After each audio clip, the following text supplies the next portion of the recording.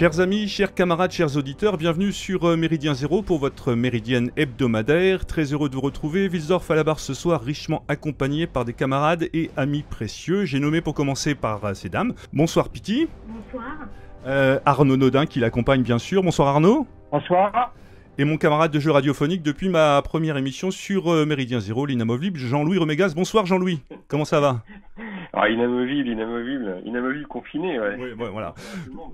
Voilà, je précise quand même que cette émission est enregistrée donc par téléphone. Nous sommes plusieurs donc par téléphone, compte tenu de la situation, bien évidemment. Et s'il y a des petits soucis de son ou autre, je vous prie donc par avance de nous en excuser.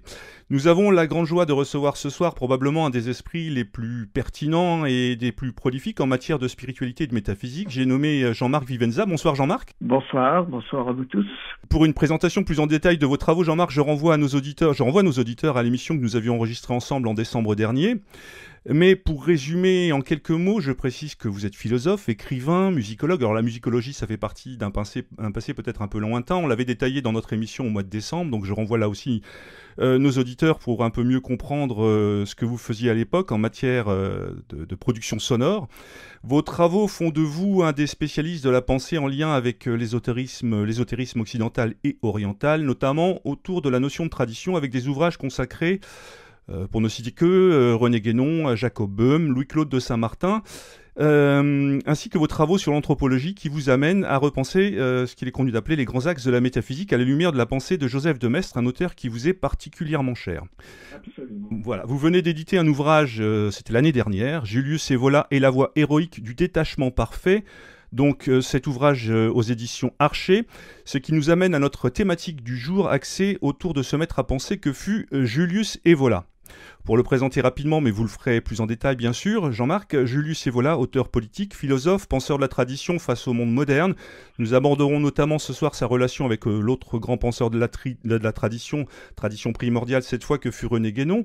Mais nous avons souhaité évoquer avec vous la figure, la pensée et la spiritualité du baron italien, sous le prisme de son ouvrage, cet ouvrage sorti en 1964, Chevaucher le tigre, ouvrage ayant comme sous-titre, il est important de le rappeler, Orientation existentielle pour une époque de dissolution. Les mots ont leur importance chez tous les auteurs et plus particulièrement chez Julius Evola.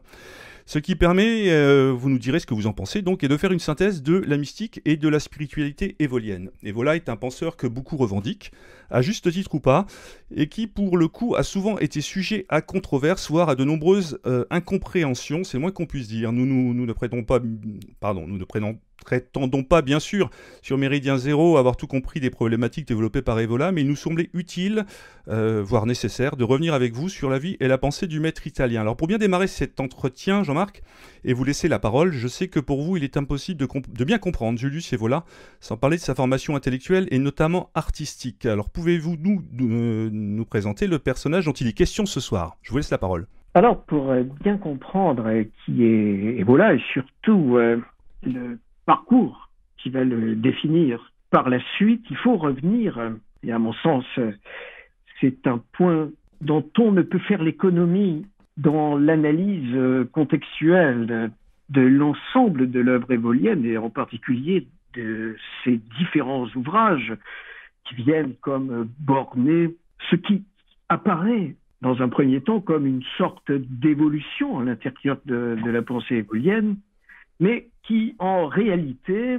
est en gestation dès les premiers moments, dès les premiers instants de la découverte par ce jeune Romain d'origine noble des courants d'avant-garde, et en particulier le futurisme italien qui se distingue au tout début du siècle. Rappelons que le futurisme italien prend naissance en 1909 par la publication d'un manifeste, c'était tout à fait dans l'air du temps, et Evola se sent attiré par cette revendication exprimée par ses compatriotes d'embrasser la vie pleinement, de lancer sur la cime du monde un défi aux étoiles. Ce sont les termes mêmes du manifeste futuriste de 1909 écrit par Marinetti.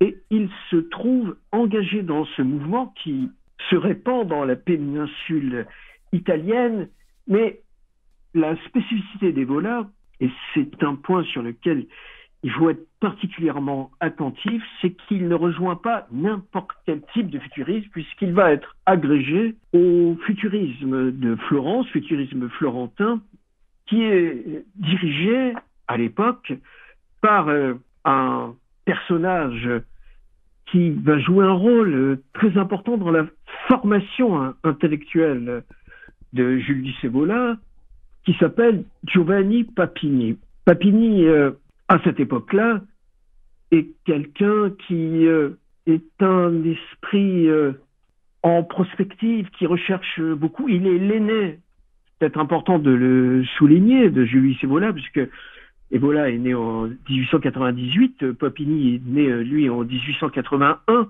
donc il a 17 ans de différence d'âge par rapport à Evola, et c'est quelqu'un qui a déjà exploré de nombreuses avenues de la pensée, et en particulier des sentiers assez originaux, puisqu'il s'est tourné vers les doctrines orientales.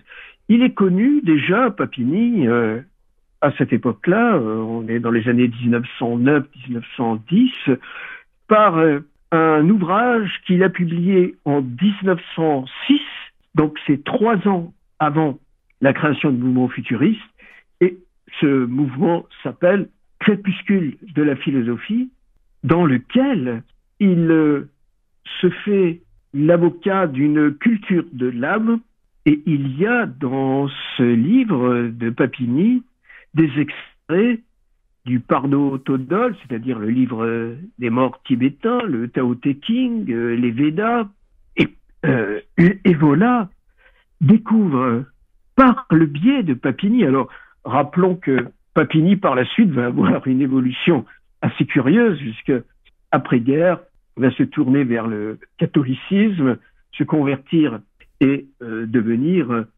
un auteur catholique très dévot, très en vue, même s'il faut remarquer quand même que sa vie de Jésus-Christ est tout à fait originale et loin d'être cette sorte de littérature saint-sulpicienne qui sent un peu la sacristie et l'encens.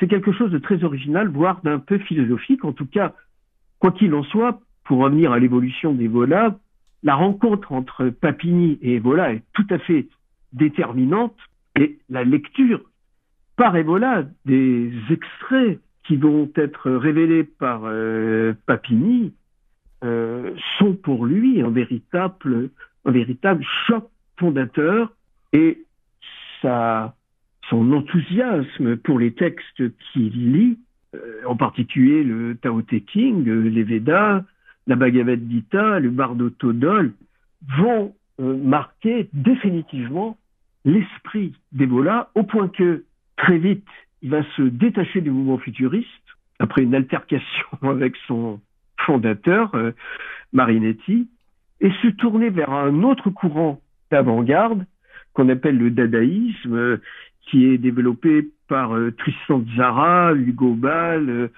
et d'autres esprits artistiques, amenant Evola, et ça c'est quelque chose qu'il faut aussi retenir, à se tourner vers l'art pictural. Il va réaliser des tableaux, différents tableaux, qui portent sur l'âme cosmique, le devenir éternel, le vortex infini, la perspective métaphysique, etc. Et le jeune Evola va avoir un vrai succès avec son art dadaïste, son art de peinture dit dadaïste, et faire l'objet d'expositions, de représentations et de rencontres avec les différents acteurs de ce mouvement. C'est, si l'on peut dire, un jeune artiste d'avant-garde rendu célèbre.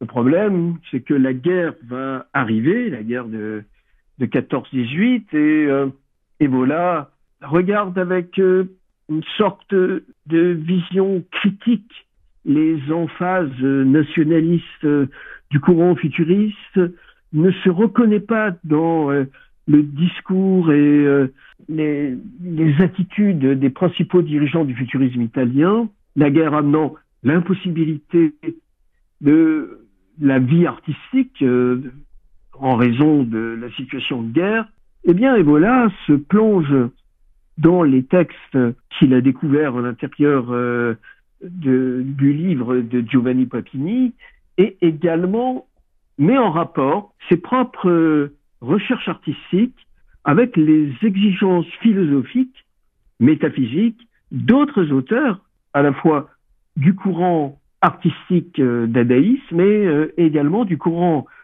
artistique futuriste italien où l'on a des personnalités comme Balla, Giovanni Balla, Soffici, qui va être le fondateur de la revue L'Acerba, qui va jouer un rôle important dans le mouvement qui, après-guerre, va très vite se signaler en Italie, porté d'abord par les volontaires, les légionnaires d'Annunzio, qui vont aller libérer Fiume. C'est une opération qui va s'avérer être un échec, mais qui sera finalement un faux échec, puisqu'elle va conférer à la fois une esthétique, des chants, une dynamique à ce qui très vite sera les faisceaux italiens d'action révolutionnaire, plus connus sous le nom de fascisme italien, qui vont reprendre la couleur des chemises des légionnaires de D'Annunzio, enfin tout l'environnement esthétique,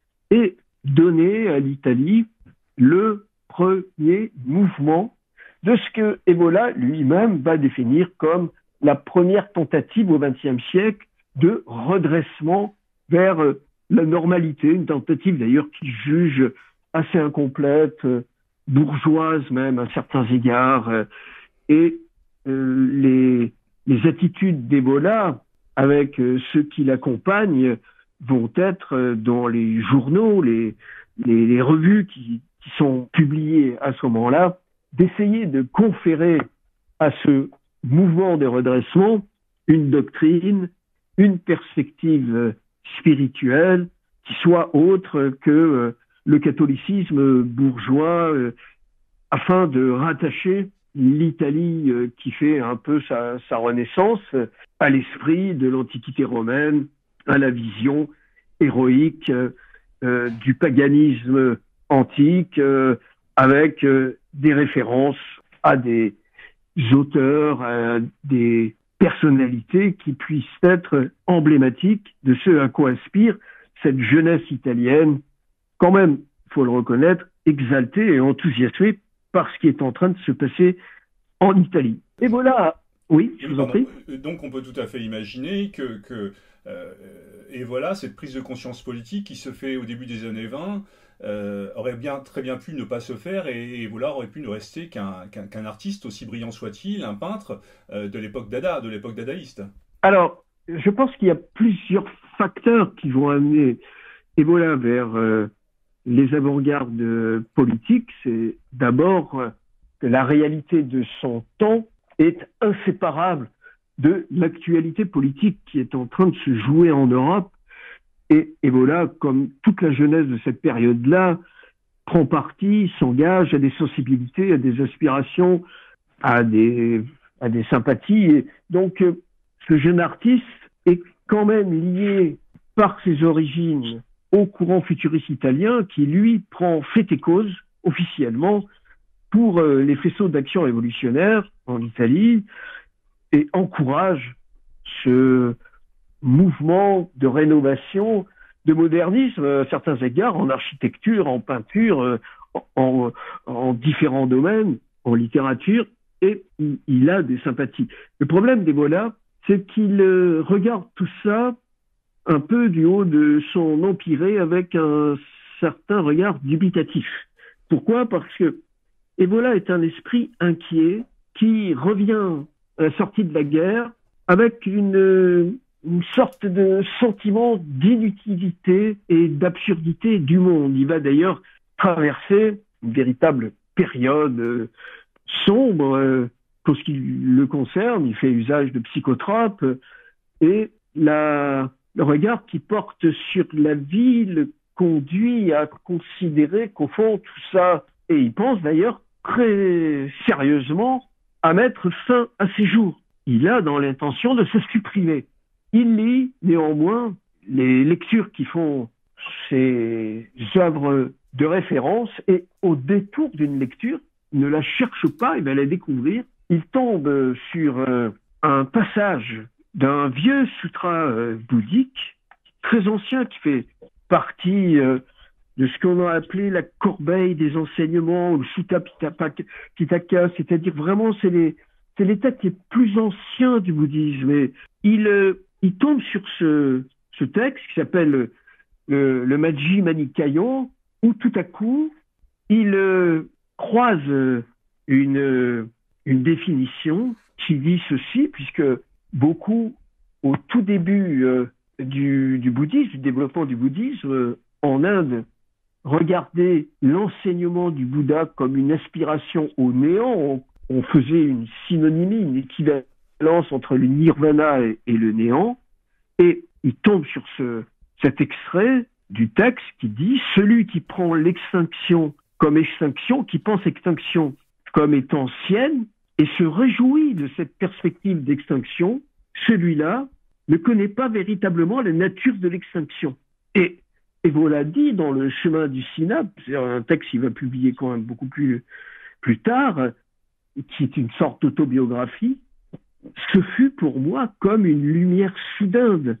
Je sentis que ce désir d'en finir, de me dissoudre, était un lien, était en réalité une ignorance opposée à la vraie liberté. Et à ce moment-là, dit-il, il s'est produit en moi un retournement et l'apparition d'une fermeté capable de résister à toute crise, à toute angoisse, et je fus libéré de ce qui avait été pour moi comme une prison. Et on peut considérer qu'à partir de ce moment-là, Evola naît à une existence nouvelle et apparaît sur la scène de l'histoire dans la pleine dimension de ce qu'il va devenir par la suite et de ce que nous connaissons de lui. Et pour répondre à votre question, comment expliquer Evola de la dernière période, c'est-à-dire le Evola de Chevauché de Tigre?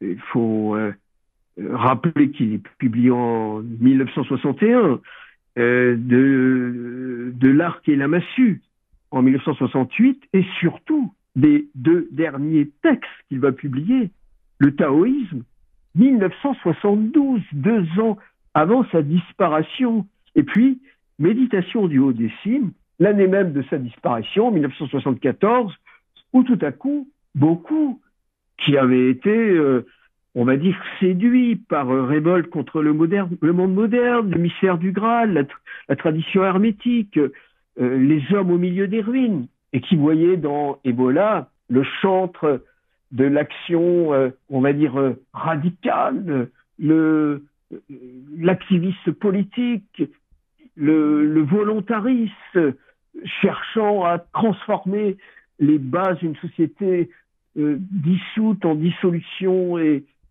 en proie au nihilisme, et qui voit tout à coup quelqu'un qui vante les mérites du retrait du monde, de la contemplation, de la distance, voire même, et ça c'est tout l'objet de l'ouvrage que j'ai publié, du détachement parfait. C'est le terme d'Evola. C'est-à-dire que le Evola de la dernière période rejoint le Evola de la première période, c'est-à-dire le Evola qui découvre ce vieux sutra bouddhique, qui découvre la clé métaphysique de la libération spirituelle par le dépassement de l'anéantissement regardé comme une extinction, et qu'il le dit dans ses derniers textes, le taoïsme, 1972, et Méditation en haut des cimes, et bien évidemment précédé par Chevauché le tigre et la doctrine de l'éveil. Doctrine de l'éveil qu'il écrit en 1943. Il faut imaginer la période. On pense encore à ce moment-là que tout est possible, c'est-à-dire sur le plan de la perspective des puissances de l'acte. Et lui publie un texte, la doctrine de l'éveil, dans lequel il approfondit la métaphysique bouddhique. Il approfondit la perspective spirituelle de la libération, comme on dit dans les voies orientales. Et entre la doctrine de l'éveil et les hommes au milieu des ruines, il n'y a que 10 ans qui séparent ces deux textes. Or, c'est le même auteur, la même pensée, la même vision et la même approche. Ce qui fera que lorsqu'à la libération, Evola va être inquiété pour ses positions, ses sympathies et son action pendant la guerre, il pourra dire « Mais si vous me condamnez, il faut condamner le Platon de la République et du banquet, il faut condamner la Bhagavad Gita, il faut condamner les Lao Tse, il faut condamner le Bouddha, parce qu'en réalité, je ne dis rien d'autre que tout ce que ces maîtres de sagesse ont dit, il y a pour l'homme une possibilité de résoudre les grands problèmes existentiels qui se présentent à lui au titre de son expérience et de sa vie, mais il y a aussi une possibilité d'accéder à un modèle civilisationnel qui échappe à la dissolution et au nihilisme,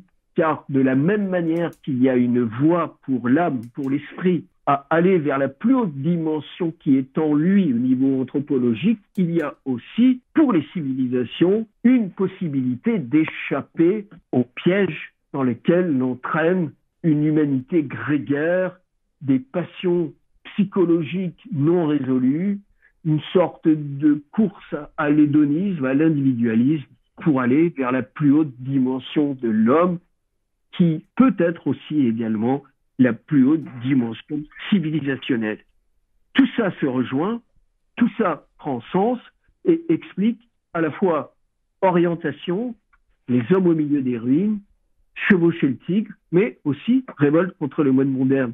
Tout se tient, il n'y a pas de dichotomie, il y a une unité complète. Simplement, si on aborde les textes sans avoir une vision globale, eh bien, on n'accède pas à la compréhension générale de l'œuvre évolienne. Des questions peut-être ? Camarade Wilsdorf, justement, j'ai une remarque et des questions pour revenir à ça. Est-ce que, par rapport à ce que vous venez de dire, Jean-Marc Vivenza, on peut dire qu'en quelque sorte, quand Evola, au sortir de la Première Guerre mondiale, s'intéresse à ce qui s'est passé à Fiume et a eu un moment un regard sur ce qu'on a appelé, d'un terme générique, l'ordre nouveau, en tout cas les partisans de l'ordre nouveau, est-ce que justement il ne s'y est pas intéressé parce que par rapport à déjà son évolution de jeunesse, y compris son dadaïsme, il y a vu une dimension proprement spirituelle, je dis bien spirituelle, je ne parle pas de dimension religieuse, une dimension spirituelle qui s'opposait à un matérialisme sous ces deux formes, qu'il soit sous la forme, on va dire, que tout le monde connaissait à l'époque, qui était la forme bourgeoise, capitaliste, mais également la forme socialiste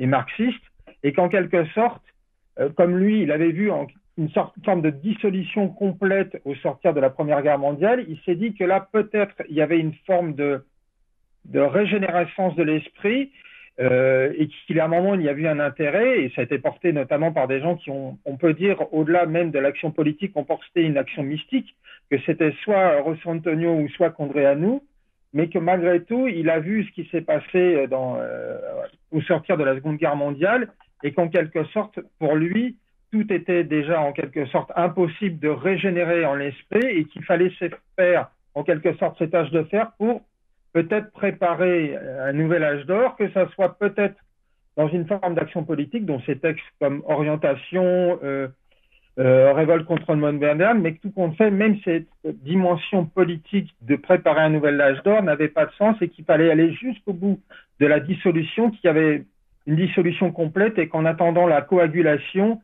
il fallait aller jusqu'au bout. Et donc, c'est peut-être les œuvres du dernier temps dont vous avez parlé, comme donc Chevaucher le tigre, mais également Description du haut de Cime, ou on va dire les textes de ces dernières années avant sa mort. Tout à fait. Alors, je souscris à ce que vous dites à une seule nuance près, c'est que, y compris dans la possibilité de redressement qui apparaît à partir de 1922 en Italie, Evola, lui, reste néanmoins persuadé que tout ça ne peut être qu'un moment du cycle.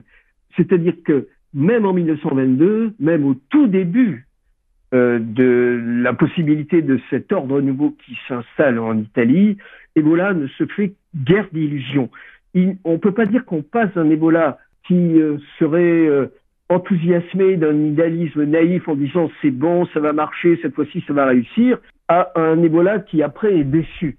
L'Ebola de la tout de suite immédiate après-guerre, 1918-1919, c'est un Ebola qui est déjà persuadé qu'on est entré depuis déjà longtemps dans une phase de descente, de chute. Pourquoi? Parce qu'il adhère à la théorie des cycles qu'il a trouvée chez Fabre d'Olivet, qu'il a trouvé chez différents auteurs du patrimoine à la fois ésotérique, mais aussi dans le cadre des Védas. Et il pense que, de toute manière, nous sommes en fin de cycle, mais qu'il peut y avoir, dans cette période, malgré tout, des moments, des instants qui échappent à la pente fatale. Alors, bien sûr que après la Seconde Guerre mondiale, le jugement va être plus encore renforcé et plus encore noirci sur l'impossibilité de redressement en cette période. Et ce qui pouvait représenter comme des espérances dans les années 20, 30, 40 deviennent, après-guerre, cette fois-ci, une déception. Et dans la tête d'Ebola, mais c'est vrai pour à peu près tous les grands acteurs de ceux qui ont participé de cette période, c'est fini. Il y a quelque chose qui a été détruit, renversé et aspiré aujourd'hui. C'est ce qu'il va dire aux jeunes générations qui le lisent. Ne vous trompez plus de période. Les moyens qui ont permis avant-guerre, c'est-à-dire celle du militantisme politique classique, coller des affiches, distribuer des tracts, les manifestations, l'action de rue, aspirer au grand soir, etc., n'ont actuellement plus aucune possibilité d'agir sur la réalité. Donc, le discours se fait beaucoup plus, si l'on peut dire, dubitatif. Mais l'Ebola des tout premiers temps, c'est quelqu'un qui, évidemment, se dit il faut tout faire pour que cet ordre nouveau qui veut renverser l'ordre ancien ne tombe pas dans les pièges du consumérisme et du matérialisme, voire même de la religiosité bourgeoise catholique, et puisse embrasser une mystique païenne, pour le coup, qui est la possibilité de rattacher cette énergie naissante avec les grands enthousiasmes des premiers siècles de l'Antiquité, et pas seulement les premiers siècles de l'Antiquité au titre de l'organisation politique, de la vision architecturale ou organisationnelle, mais également au niveau spirituel, le culte de Mitra, les dieux païens, faire en sorte que la religion du disque solaire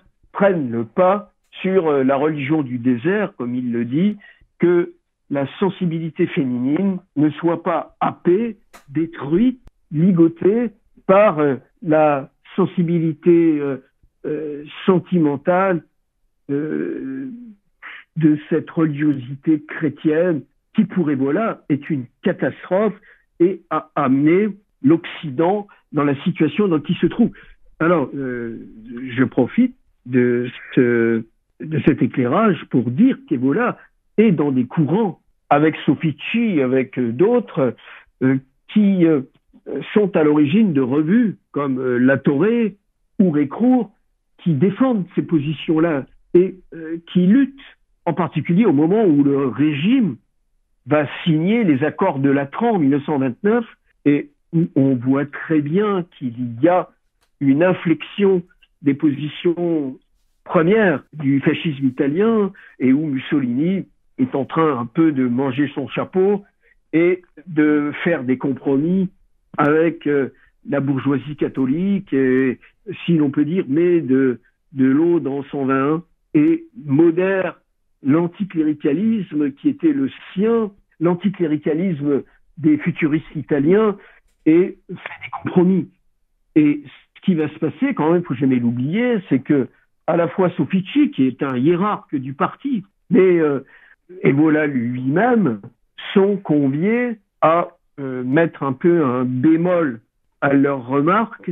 On apprécie leur solidarité et leur fidélité par rapport au régime, mais on regarde avec une sorte de déplaisir réel, le fait qu'ils insistent sur les limites de ce régime naissant, et donc Cour, Acerba, La Torre sont des revues qui sont conviées soit à cesser leur parution, soit de mettre un peu un couvercle, si l'on peut dire, sur leur manière de s'exprimer. Et c'est d'ailleurs ce qui va se passer, ce qui fait que Ebola, en interne, c'est-à-dire à l'intérieur du régime, va être regardé comme un esprit un peu dérangeant, un électron libre, et fera partie, si l'on peut dire, des franges critiques du régime qui s'installe, qui se développe, qui devient un régime de gouvernement, un régime de gestion,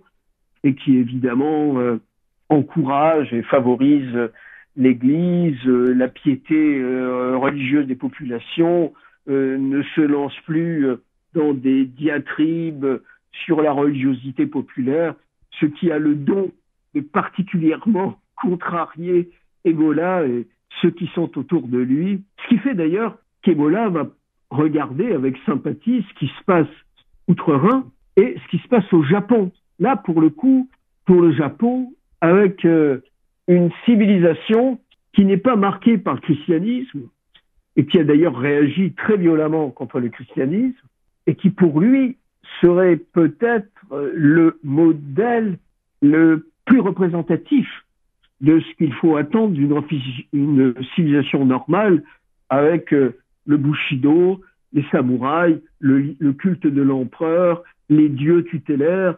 Là, pour lui, il y a une vraie admiration de la civilisation japonaise, incontestablement. Quant à ce qui se passe en Allemagne, évidemment, il aperçoit dans le régime allemand des tendances paganisantes. Il lit Rosenberg avec plaisir. Il a de la sympathie pour tous ces courants. Et c'est d'ailleurs ces courants à l'intérieur du régime allemand qui vont inviter Ebola à donner des conférences, alors même, c'est aussi un paradoxe, que le même régime, pour les mêmes raisons que le régime italien, le met un peu à la marge, le regarde un peu comme une sorte d'esprit problématique et ne favorise pas ce qui pourrait apparaître comme un facteur de division à l'intérieur du régime en troublant les bons catholiques ou les bons luthériens pour l'Allemagne avec des discours par trop paganisants, vantant les mérites et les nécessités d'un recours au paganisme, d'un recours aux forêts, on pourrait dire pour faire court. Peut-être des questions ? Jean-Louis Piti, oui. Pour revenir sur l'idée de cycle évoquée par Jean-Marc Vivenza, effectivement, Evola revient au début, on constate ça dans Chevaucher le tigre. En fait, il n'y a pas effectivement de rupture dans son œuvre puisqu'elle s'inscrit dans un cercle.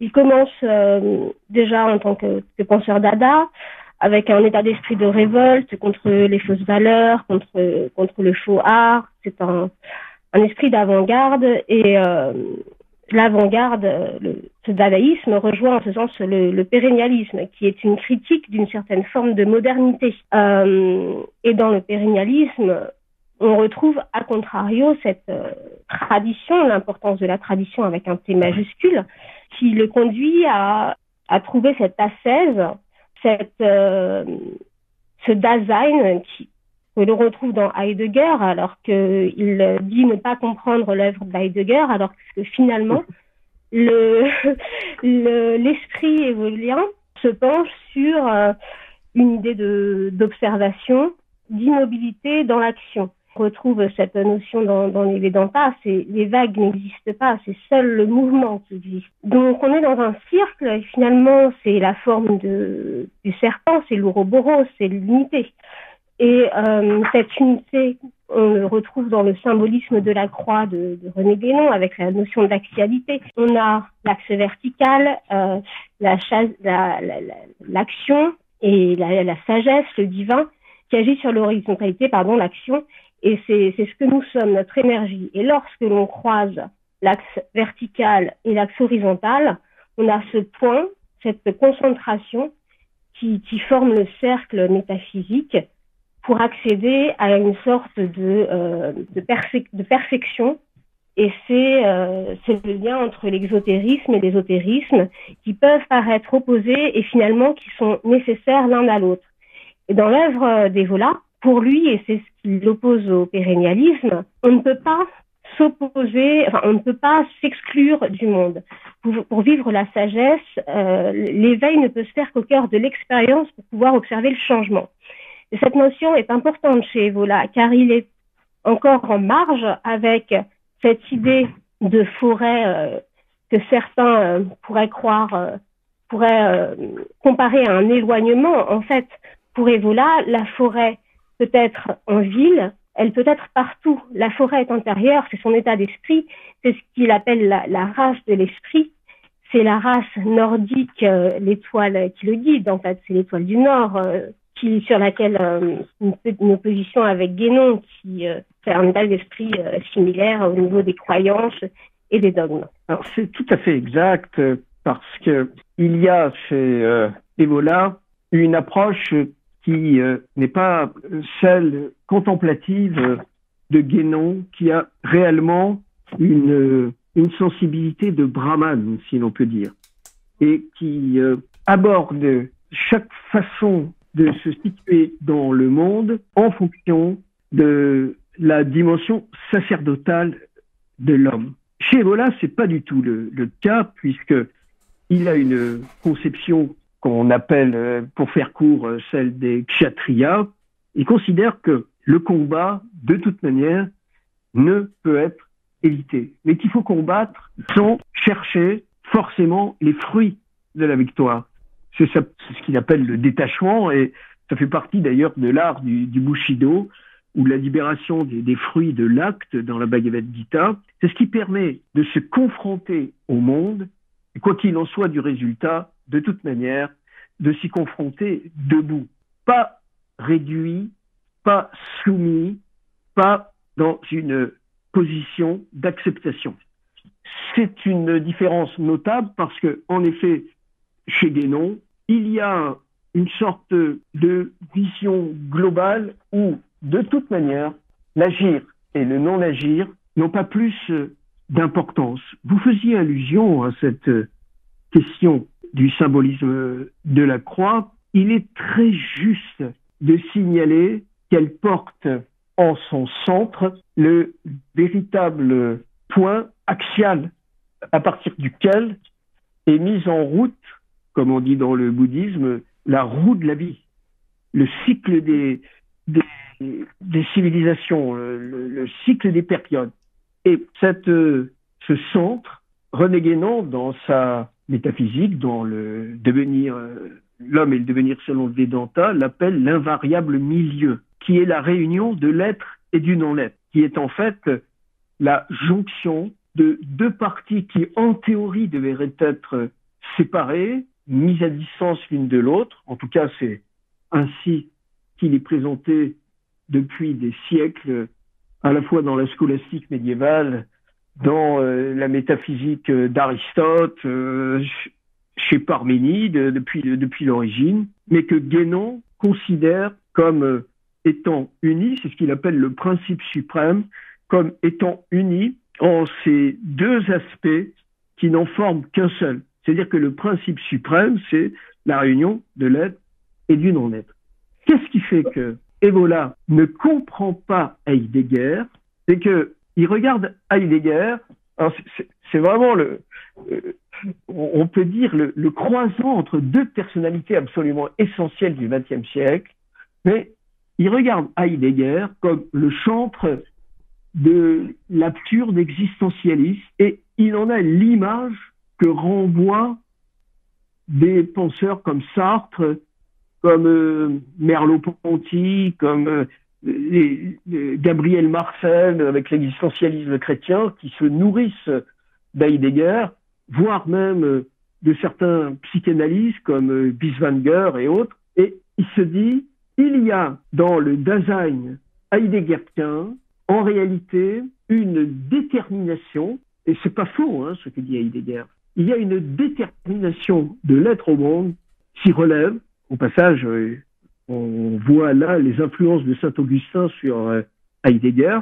refermons la parenthèse, bon, quoi qu'on pourra en parler un peu plus tard, mais en tout cas, Heidegger est dans une vision qu'on pourrait presque appeler de prédisposition, de prédestination de l'être au monde qui l'enferme dans une situation dans laquelle il ne peut dire que le dire silencieux de l'être, que le dire inexprimable de la parole et que c'est innommable auquel on ne peut accéder.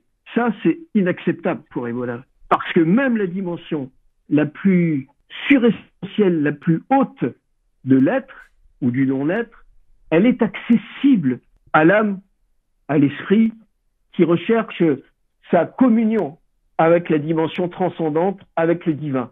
Rien n'empêche à l'âme de pouvoir rencontrer cet inexprimable suressentiel pour une raison bien simple. C'est que le présupposé philosophique d'Evola, contrairement à Heidegger, c'est celui de l'individualisme absolu, de l'individu absolu. C'est-à-dire, on pourrait dire d'une certaine manière que Evola est plus proche de Husserl que Heidegger ne l'est. C'est un paradoxe, parce que Husserl, comme on sait, est le maître de Heidegger, même s'il va y avoir un conflit entre les deux. Evola, lui, participe de la grande histoire, du grand courant de l'ontologisme métaphysique à travers les temps, Schelling, Hegel, Fichte, il ne peut, Giordano Bruno et d'autres, il ne peut pas accepter cette impossibilité dans laquelle le Heidegger, en particulier de la lettre sur l'humanisme, et puis de tous les textes qui vont venir après, plonge le Dasein, qui est un spectateur passif de quelque chose qui le dépasse, contre lequel il ne peut rien, et face auquel il est impuissant, et qui amènera les penseurs existentialistes, et en particulier Sartre, à dire « alors si c'est le cas, l'homme est une sorte de fétu de paille dans un univers qui n'a aucun sens, tout est absurde, et nous sommes projetés dans une situation, est une sorte de balancier entre des perspectives inutiles, mais qui n'ont pour elles comme seule vertu que de nous distraire de la factualité du temps, et de l'autre, un impératif face à l'inutilité, à l'absurde, qui nous contraignent un jour ou l'autre à quitter ce monde. On n'a rien compris de ce que l'on avait à y faire et qui, de toute manière, ne mène à rien. Et là, Evola dit non, ça, je ne l'accepte pas. Et l'homme a à réaliser la dimension propre de sa relation au monde.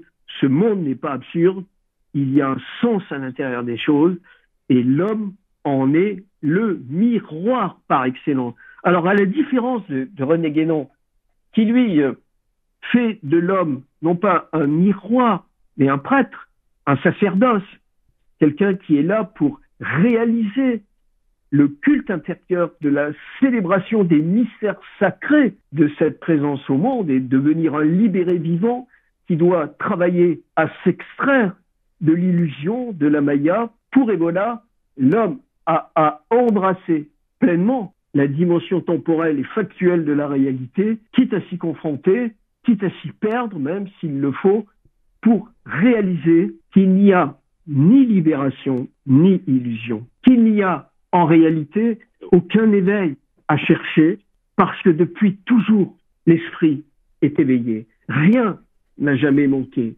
rien n'a jamais fait défaut. Pourquoi? Parce que là, il touche à l'essence même de la métaphysique bouddhique. Rien n'est jamais né. C'est ce qu'on appelle le Adama. Rien n'a jamais été créé. C'est ce que dit le Bouddha. Il y a un chemin, mais nul n'y il y a un chemin pour aller vers les libérations, vers le nirvana, mais nul n'y chemine. Pourquoi? Parce qu'il n'y a pas de nirvana. Il n'y a pas de libération à chercher. Tout est comme cela doit être. Les choses sont comme elles doivent être. Et là, on touche à la notion de nécessité En réalité, rien n'échappe à ce qui a toujours été tel qu'il devait être.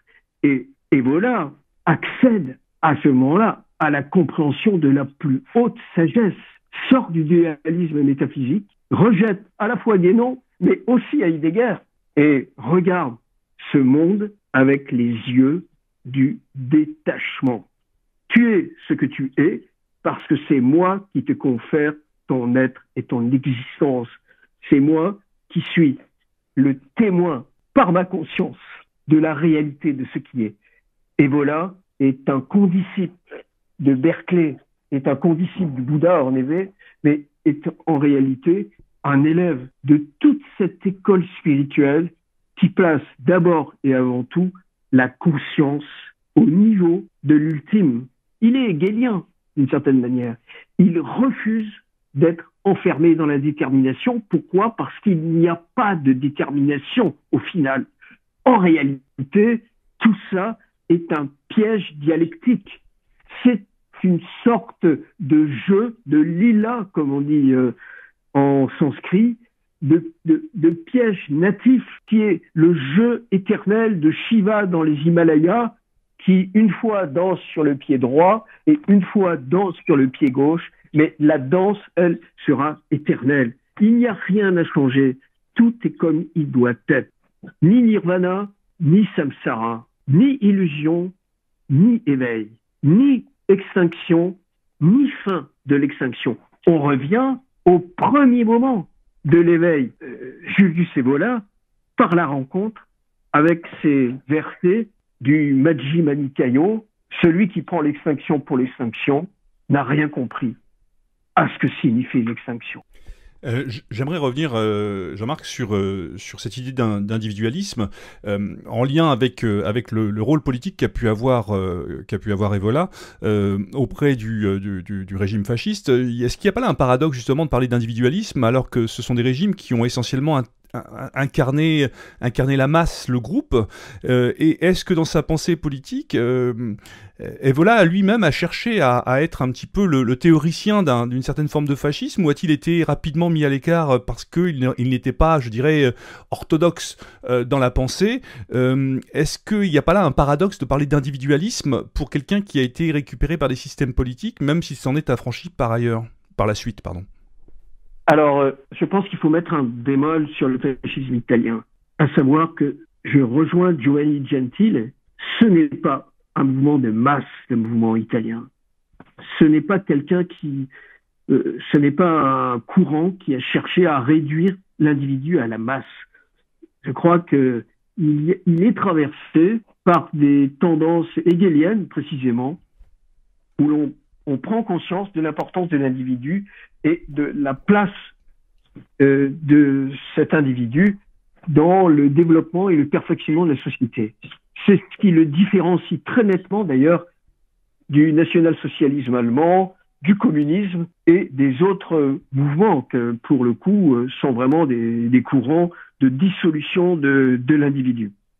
Alors cependant, Evola va toujours avoir ce regard critique sur le fascisme italien, et ça explique d'ailleurs l'écriture de son ouvrage « Le fascisme vu de droite » qui a été si incompris, ou un essai sur la doctrine de la race, ou etc., où il se fait le chantre d'une approche précisément individualisée, héroïque, spécifique, non réduit à la masse de chaque être, de chaque individu.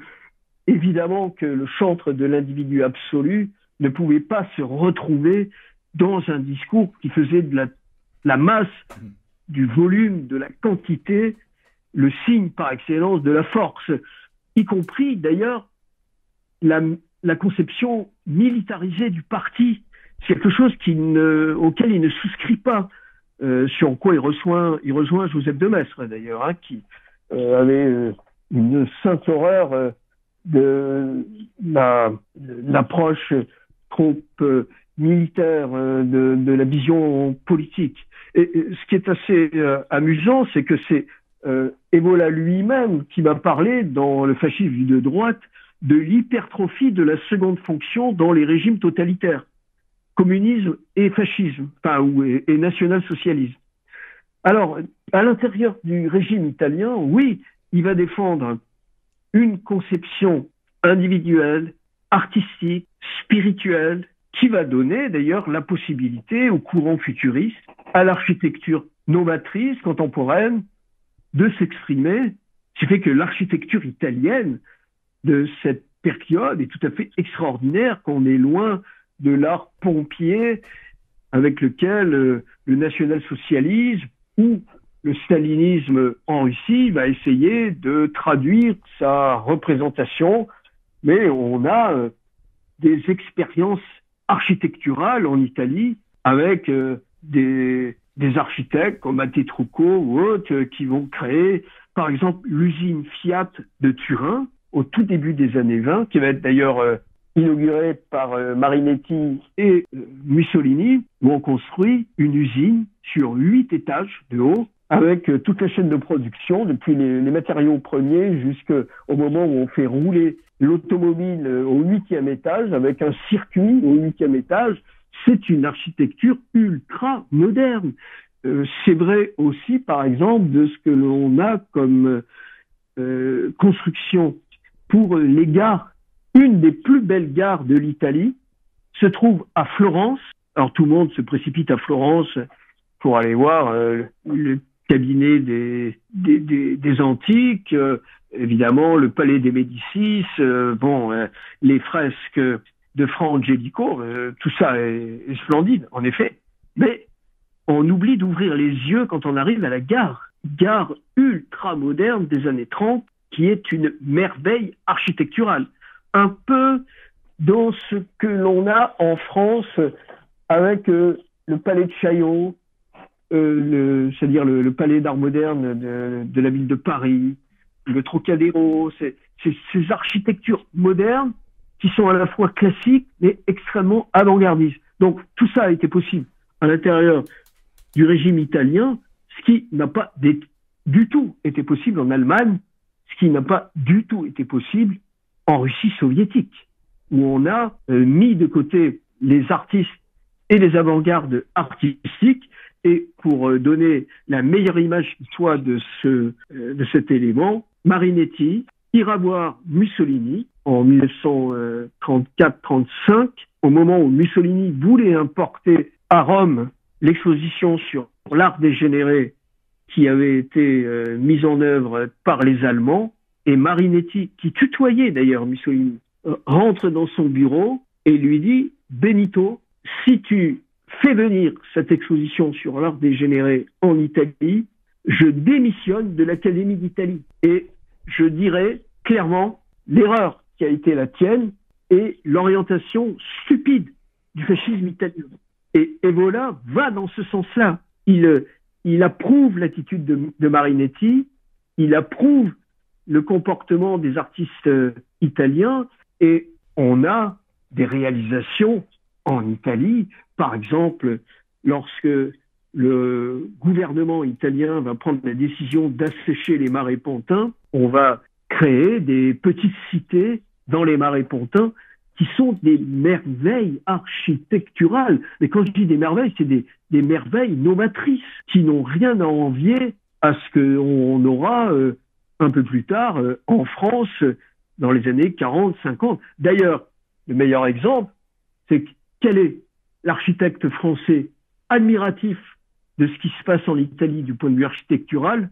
Le Corbusier. Le Corbusier à qui on doit des réalisations ultramodernistes de la France d'après-guerre, et même parfois d'avant-guerre, qui dit qu'il se passe quelque chose de tout à fait extraordinaire sur le plan artistique en Italie.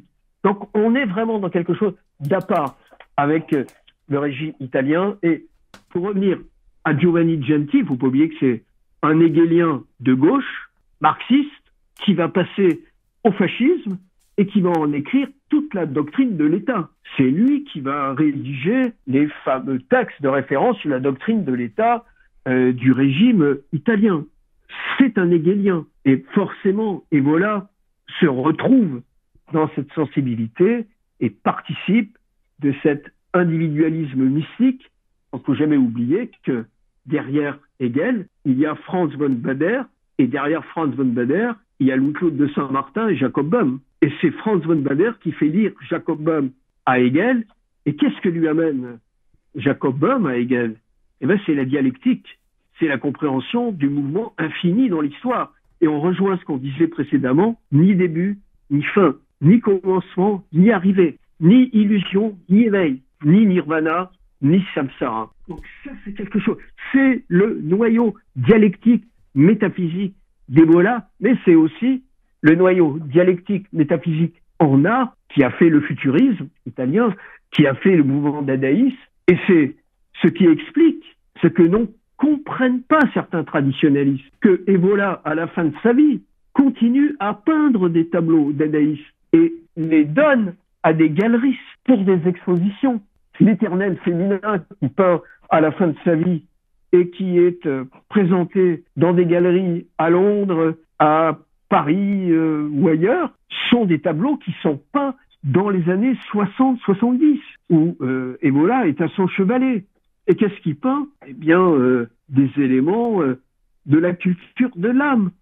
Ce qu'il avait écrit au tout début de ses premiers moments de son activité artistique.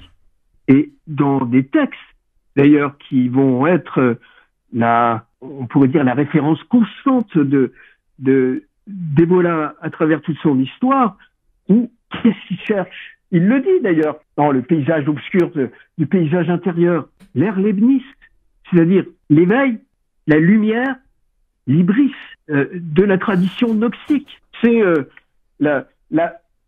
il appelle ça la novitas radicale, ce qui jamais ne peut être réduit par la volonté appropriatrice de l'homme et de son intelligence.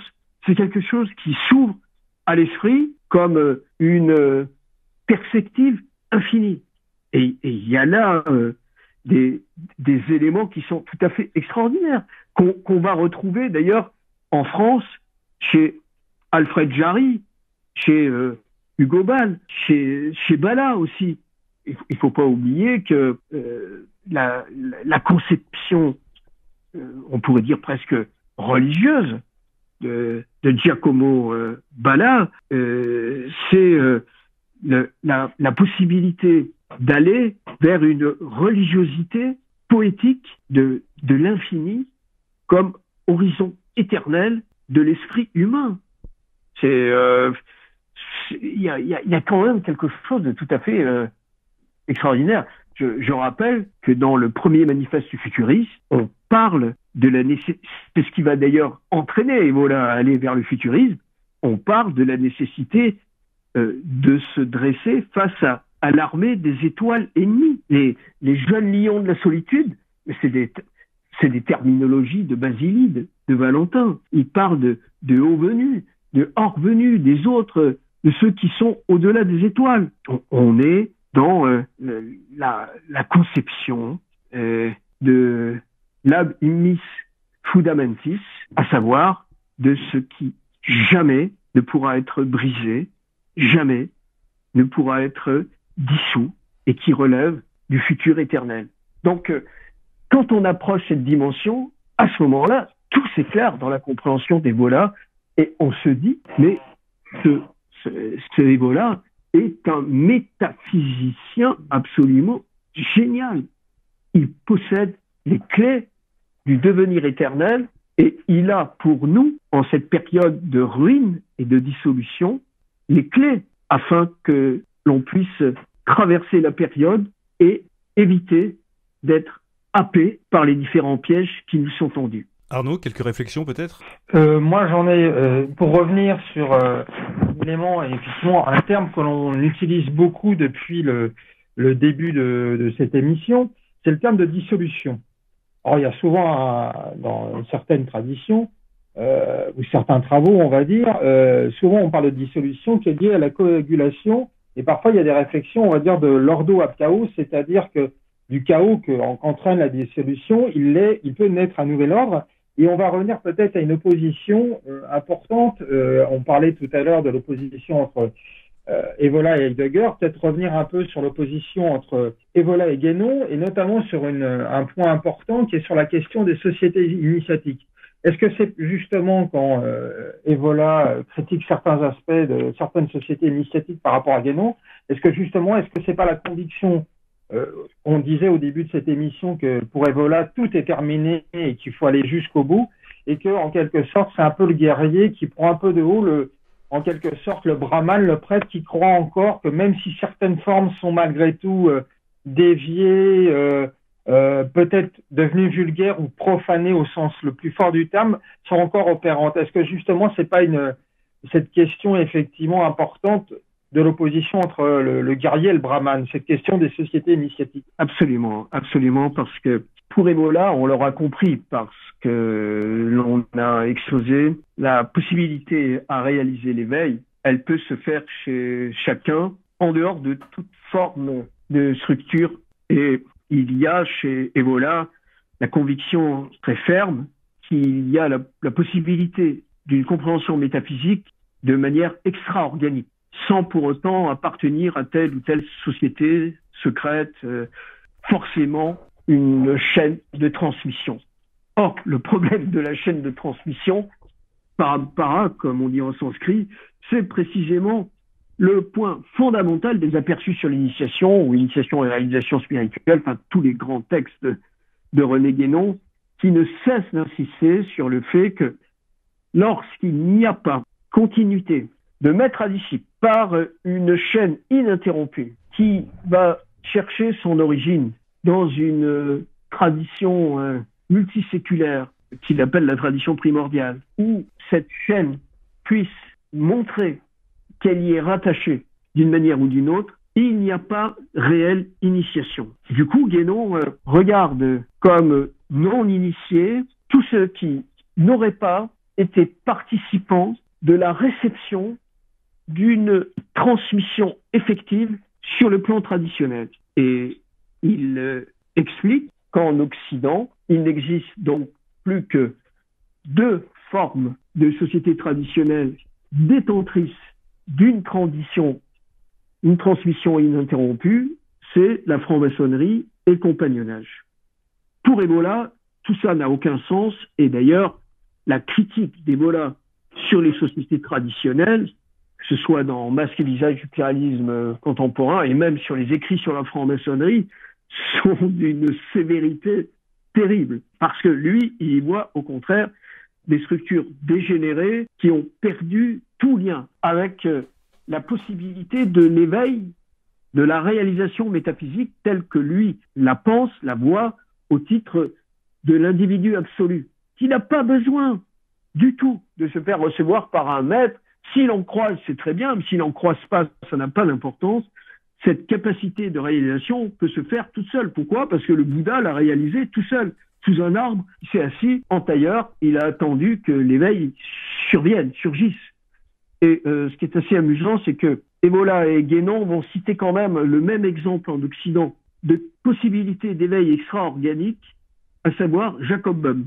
Donc Guénon dit que c'est la seule très rare personnalité qui a réussi à trouver une initiation par une forme non traditionnelle extra-organique, et Evola dit voilà un exemple parmi d'autres, il en donne d'autres d'ailleurs, d'une possibilité de réalisation ou d'éveil par-delà les structures organisées.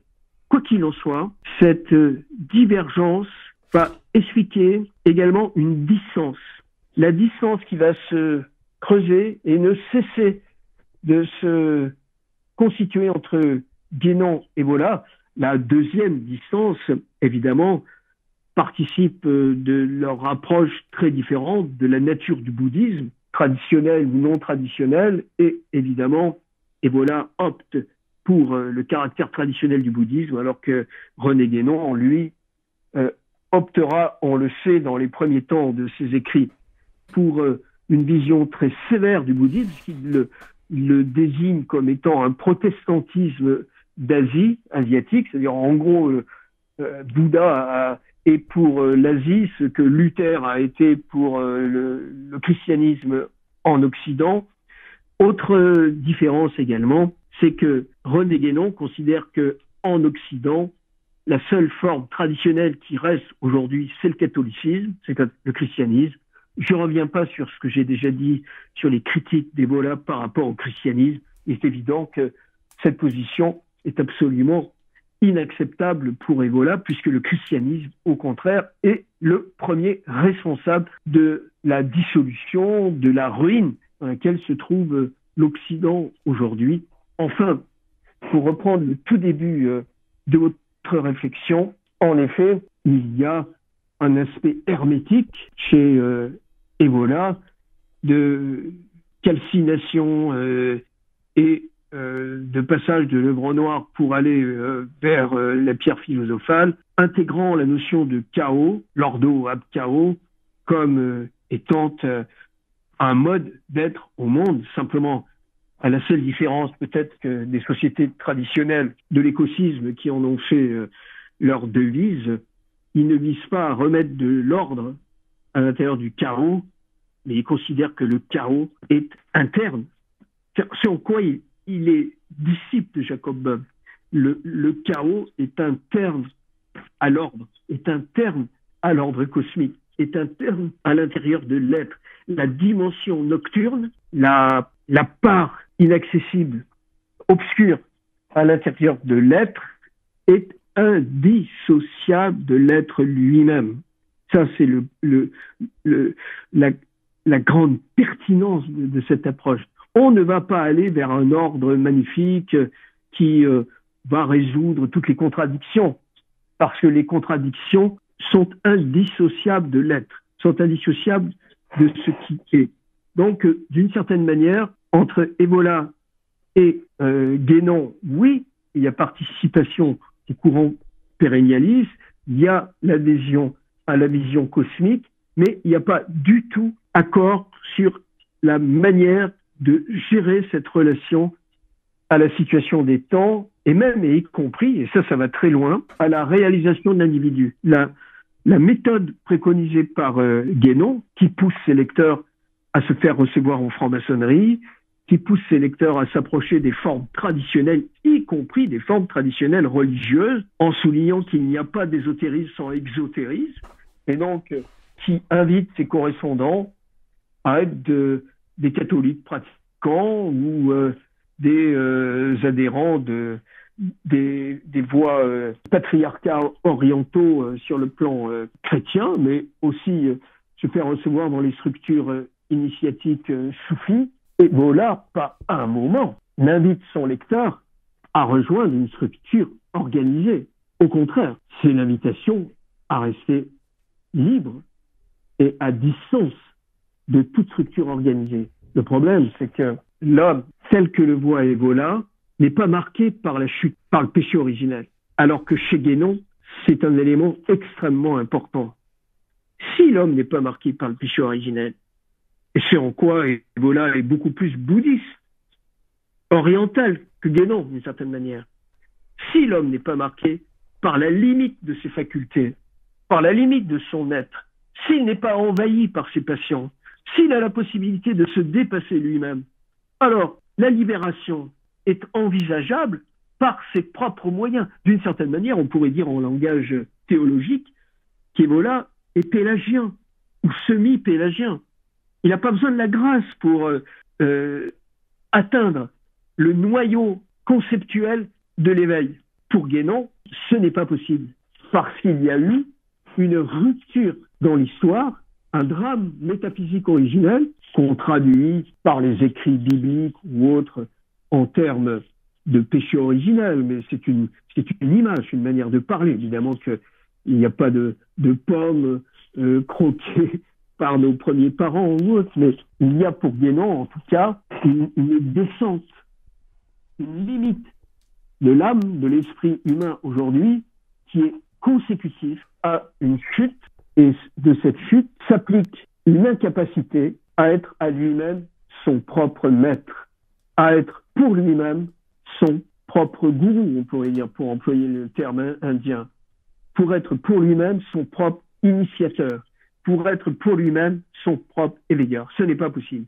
L'homme, livré à lui-même, retombe toujours est inévitablement dans les mêmes pièges psychologiques, spirituels, et finalement, de l'ange qu'il veut être ou devenir est ravalé à l'état de bête, reprenant la fameuse phrase pascalienne des pensées, qui veut faire l'ange, fait la bête.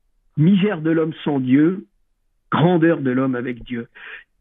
Et là, Guénon, pour le coup, s'inscrit dans la grande tradition spirituelle néoplatonicienne, chrétienne des premiers siècles, je veux dire, des premiers siècles de notre ère, Saint Clément d'Alexandrie, Origène, etc. Alors que Evola passe complètement à côté de ce sujet. On peut dire qu'il ignore complètement les pères de l'Église. Il passe complètement à côté de saint Thomas d'Aquin. Il passe complètement à côté de Duns Scotus. Il ignore complètement toute cette tradition spirituelle. Il cite parfois Maître Eckhart du bout des lèvres, mais on ne peut pas dire vraiment que ce soit vraiment son élément de référence. Alors qu'évidemment, du côté de Guénon, on a quelqu'un qui est quand même nourri à la fois par son éducation, par son approche de saint Thomas d'Aquin, par son approche de la scolastique médiévale, par sa connaissance des pères de l'Église, qui est nourri d'une tradition qui le fait aller vers une anthropologie que je qualifie à titre personnel d'exacte, alors que l'anthropologie d'Evola souffre de ce manque. À mon avis, c'est le manque, le grand manque d'Evola. C'est la question de l'anthropologie. Mais autrement, il y a adhésion, néanmoins, en effet, à une même conception traditionnelle, globale. Néanmoins, elle n'est pas négociée de la même manière pour l'un et pour l'autre, en raison des présupposés que je viens d'exposer, mais qui sont absolument essentiels et fondamentaux. La preuve en est d'ailleurs que le courant évolien s'est dissous. On revient à ce terme qui a été fortement employé, mais utilisons-le. S'est dissous dans quoi? Dans l'activisme politique, dans la recherche d'un ésotérisme prométhéen de type Crowley, Abbaye de Thélème, voie de la main gauche, usage des psychotropes, usage de tout ce qui favorise les états modifiés de conscience, ou, paradoxe, pour ceux qui s'en sont sortis, à titre personnel, j'en connais plusieurs, amis, camarades des jeunes années, qui ont fait quoi? C'est un paradoxe complet. Ils sont passés à l'islam. En particulier, tous les amis italiens sont tous passés à l'islam du côté des milieux évoliens. Donc, il y a... et lorsque j'en parle avec eux, je leur dis ce qui pour moi me semble une impossibilité, une erreur, et qui en plus va à l'encontre des positions d'Evola, parce que en tant que religion du désert, le mahométisme, bonjour, quoi, on peut pas faire mieux. Parce que c'est un retour au judaïsme, même c'est un retour au principe judaïque contre les premiers penseurs chrétiens. C'est un renforcement des prescriptions légales du judaïsme. C'est un paradoxe complet. Or, qu'est-ce qui se passe du côté guénonien?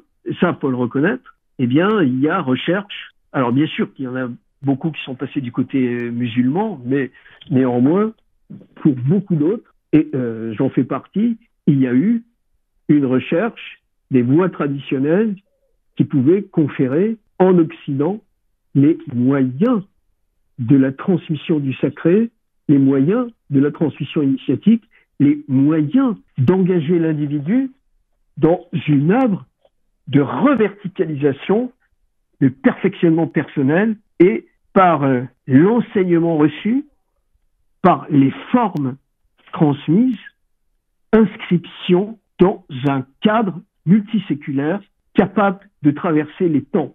Parce que le problème de la doctrine évolienne, c'est qu'elle permet en effet à celui qui l'utilise d'être un viatique pour ne pas être englouti par le nihilisme contemporain, mais elle a beaucoup de difficultés à lui permettre de fédérer toutes ses volontés afin de créer les courants de solidarité de première ou deuxième fonction aptes à négocier le rapport au monde moderne. Or, seul dans nos environnements, et la période actuelle le démontre, si besoin en était, enfermés dans nos catacombes, dans les frontières limitées de nos habitacles, nous sommes impuissants. Nous ne pouvons rien. La seule manière de pouvoir réaliser le dépassement de la période, c'est par la solidarité entre les âmes fortes, entre ceux qui refusent de cheminer à genoux à l'intérieur des ruines. Et cette chaîne de solidarité spirituelle et métaphysique doit être formalisée à l'intérieur de structures qui ont été adaptées, créées, édifiées précisément pour passer la période.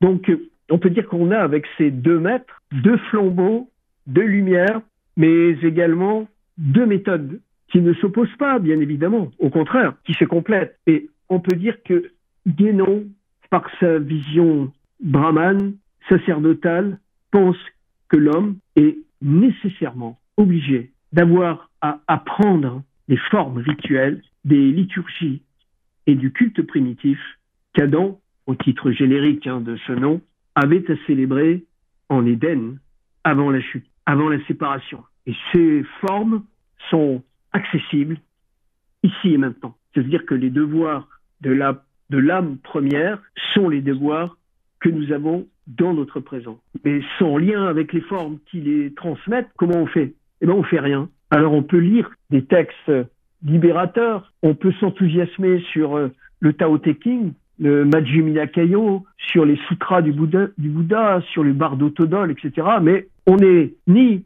taoïste, ni moine de l'Himalaya, ni disciple de Shankara qui nous permet, par notre naissance, d'être reçus dans les monastères shankariens du sud de l'Inde.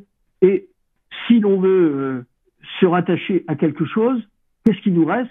C'est d'ailleurs le raisonnement qu'ont fait la plupart des disciples d'Ebola. Si on refuse le christianisme, comme ayant été le fauteur et le premier responsable de l'écroulement de la civilisation occidentale, il reste l'islam. Donc du coup, en refusant les voies traditionnelles, on se retrouve piégé par l'un des premiers facteurs de dissolution de l'Occident. Et alors là, en ayant espéré en une libération, on va se retrouver dans le piège le plus catégorique qui soit pour l'âme aspirant à la métaphysique européenne et au retour de l'antique, si l'on peut dire, des mystères néoplatoniciens, des écoles amissaires d'Alexandrie au titre de la civilisation contemporaine. Parce qu'il y a eu cette erreur de jugement à un moment, elle n'est pas gigantesque, mais enfin, elle a suffisamment d'importance pour qu'on puisse la signaler, c'est qu'à un moment, considérer le christianisme comme facteur de dissolution empêche de regarder l'histoire du christianisme comme étant notre propre patrimoine, notre propre héritage, comme les cathédrales médiévales, comme étant les cathédrales de l'esprit, l'art gothique comme étant véritablement la plus belle expression du paganisme antique, que la liturgie célébrée traditionnellement, on va dire jusqu'à Vatican II, était sans doute la plus belle expression de liturgie païenne, ce qui est le cas d'ailleurs, que les cathédrales de la pensée sur le plan métaphysique, que sont Maître Écart, saint Thomas d'Aquin, Duns Scotus, Scott Erigen, sont les plus belles expressions de la continuité du débat entre Aristote et Platon, qu'il n'y a pas de rupture. Et ça, il faut le reconnaître, Guénon, lui, ne passe pas à côté. Il le voit, le dit, le signale et rappelle à ses lecteurs que c'est là à quoi ils doivent se raccrocher et que c'est pour eux leur référence spirituelle, métaphysique, religieuse et métaphysique. Bien, merci Jean-Marc pour cette importante comment dirais-je, explication de ces différences entre Evola et Guénon.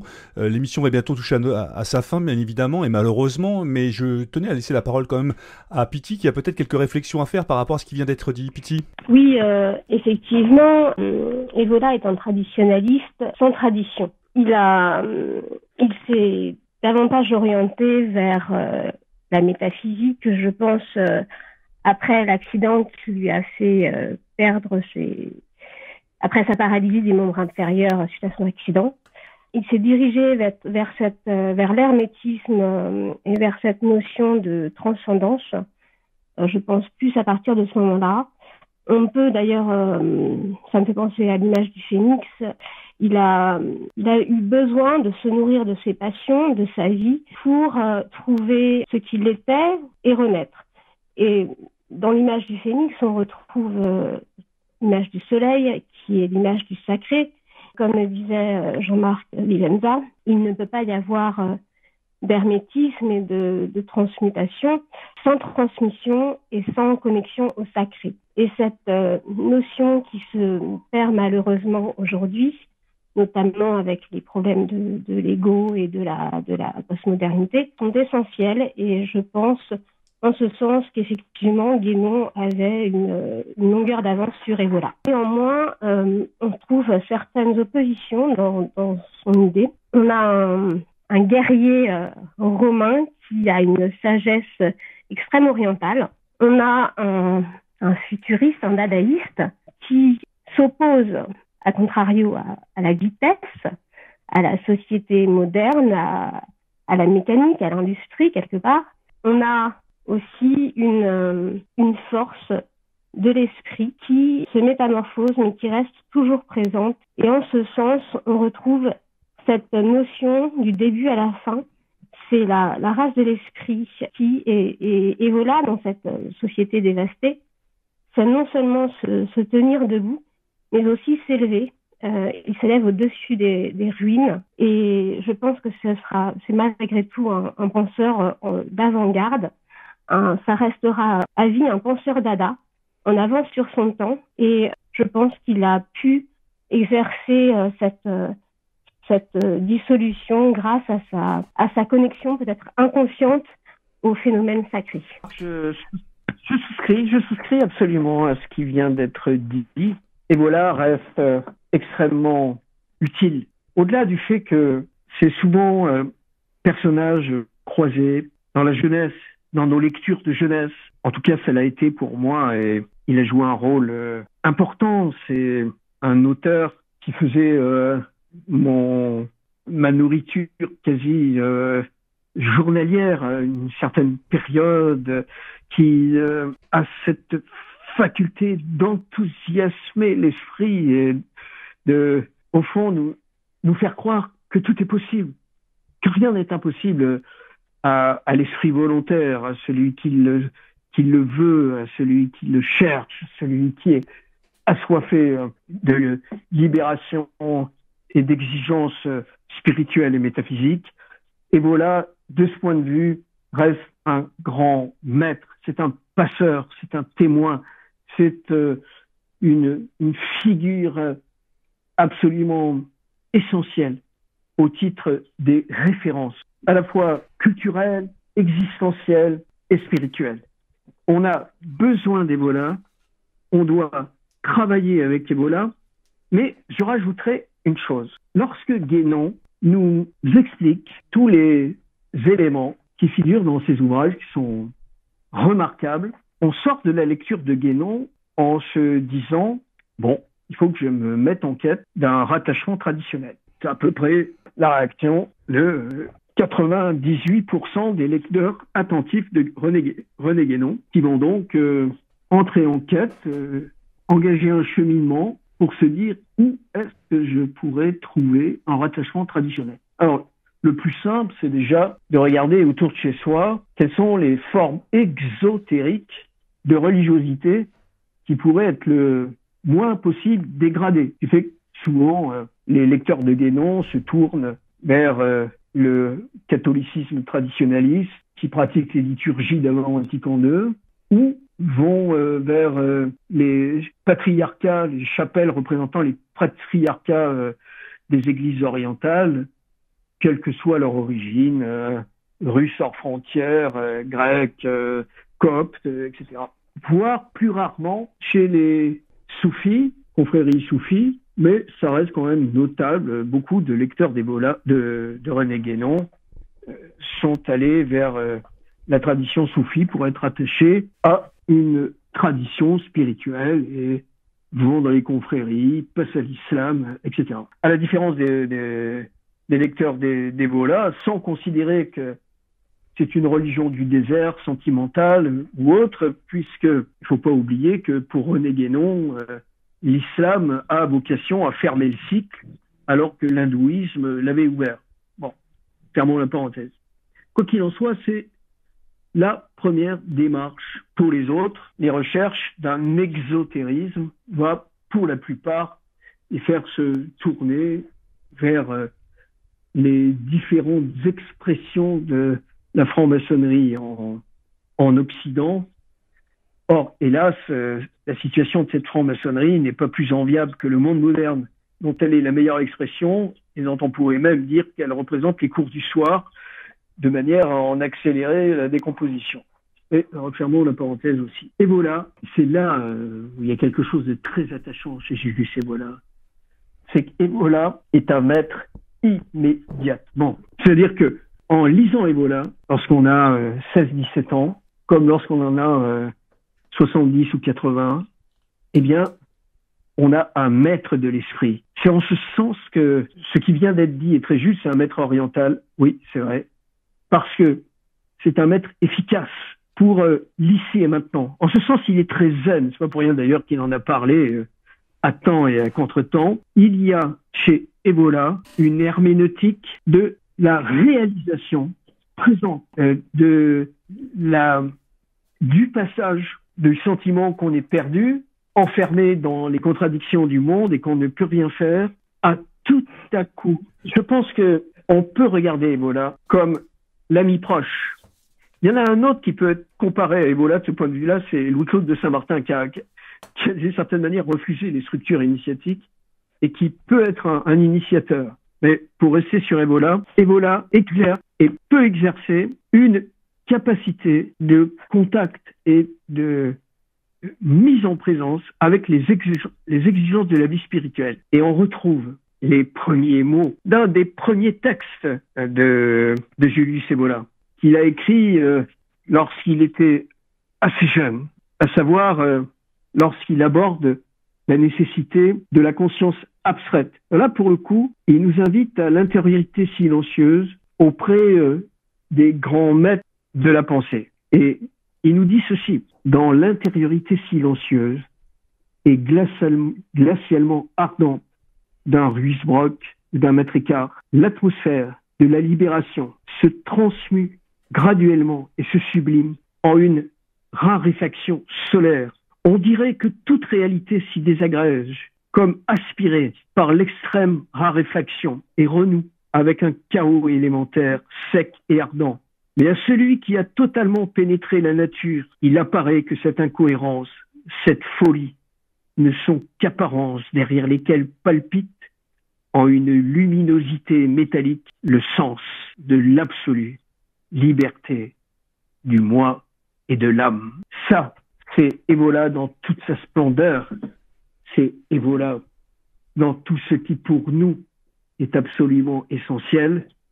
C'est celui qui nous fait comprendre qu'ayant été reçu ou non dans les structures initiatiques, de toute manière, à l'intérieur de nous, se joue le grand drame métaphysique originel et que nous avons à y répondre, quel que soit notre âge, quelles que soient les périodes, quelle que soit la situation dans laquelle nous nous trouvons, et que de l'intensité avec laquelle nous allons nous investir dans cette réponse dépend notre capacité d'atteindre à l'essence même de la lumière éternelle et infinie. En ce sens, la voie héroïque du détachement parfait peut également être définie comme une voie héroïque de la réalisation spirituelle et métaphysique parfaite.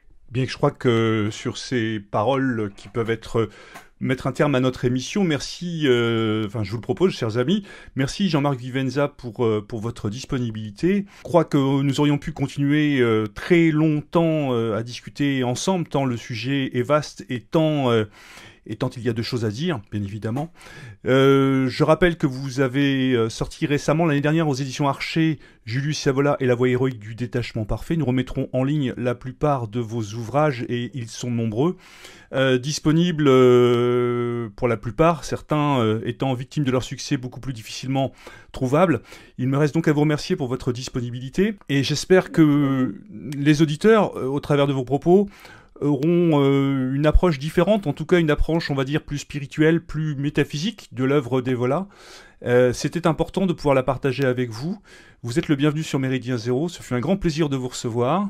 Arnaud et Pity, peut-être un petit mot de la fin, si vous aviez un petit commentaire à rajouter avant que nous nous quittions. Moi, j'ai terminé un commentaire parce que je pense que c'était très important, en tout cas les derniers propos de Jean-Marc Vivenza, de montrer la profondeur et la dimension métaphysique d'Evola, parce que même, on va dire, dans nos milieux, dans notre mouvance, on a souvent associé pendant très longtemps à une espèce de justification du nihilisme, d'une certaine forme de nihilisme qui a donné le terrorisme noir, en tout cas sous cette appellation, qui a eu lieu en Italie dans les années 70 et 80.